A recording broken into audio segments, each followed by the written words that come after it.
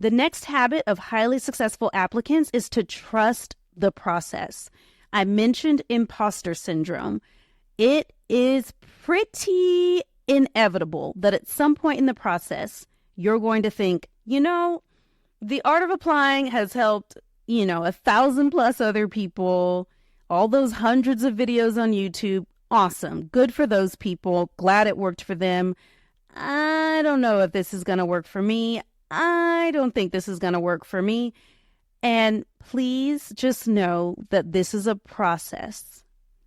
This is a well thought out, well tested, well proven process that works. And trust the process. What does that mean? Show up, do the work, and just keep taking the next right action, one action at a time. And if you get stuck, reach out for help, reach out for encouragement. That's also okay. And just know that if you show up, you do the work, you get help when you're stuck, and you just keep moving forward, and you take our feedback, take our advice, and just consistently get your work done that we assign to you during your engagement. This is designed to work, and it works beautifully. So please trust the process, even if there's a point at which you're like, I don't have what it takes to get into Harvard or Penn or Stanford or Yale or Cornell or MIT or Georgetown, Johns Hopkins, those schools, Columbia, Chicago, Northwestern. I don't know. I don't have what it takes. I thought I had what it took, but I was fooling myself. You do have what it takes. That's why you're here. And you're just human. you're just human. And so just trust the process and know that those negative feelings are natural. And that brings me to trust yourself. You have made it this far. I heard a really wonderful phrase from a client just yesterday, and he was quoting something else. I don't know who originally said it, but I loved it. He said, I didn't come this far just to come this far. And I love that.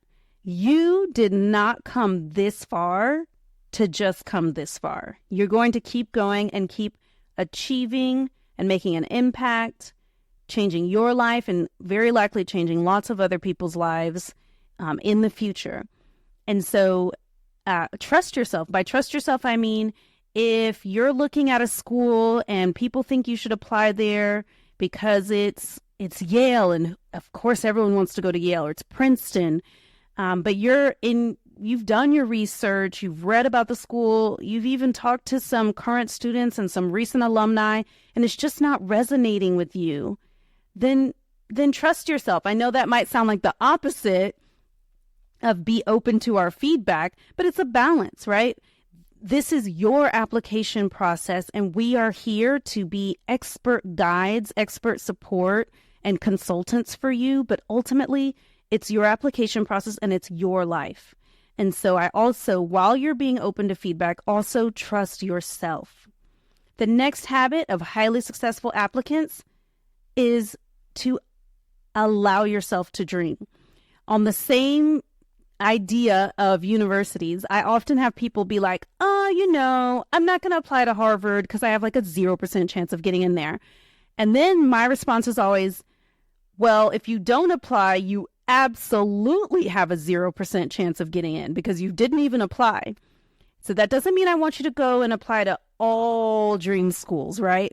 All reach schools. That's not a successful strategy either.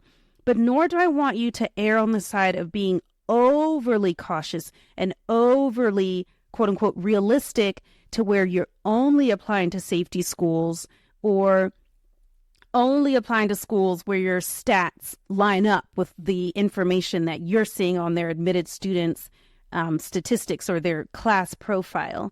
Allow yourself to dream. Please do apply. I would say apply to at least 2 just outer space dream schools, just super hard to get into, whether that's Ivy League or whether because it's a very small program, very selective, whatever it is. make sure that you also allow yourself to dream. And the last habit of highly successful applicants that I want to share with you today is to have fun. This is an intense process. You're going to be working quite diligently, consistently, and rigorously. And what often happens is that applicants find themselves surprised that they actually have fun. They have fun interacting with the other applicants. They have fun interacting with the consultants. They have fun on the group coaching calls. They have fun learning more about their personal and professional goals, learning to become better, stronger writers.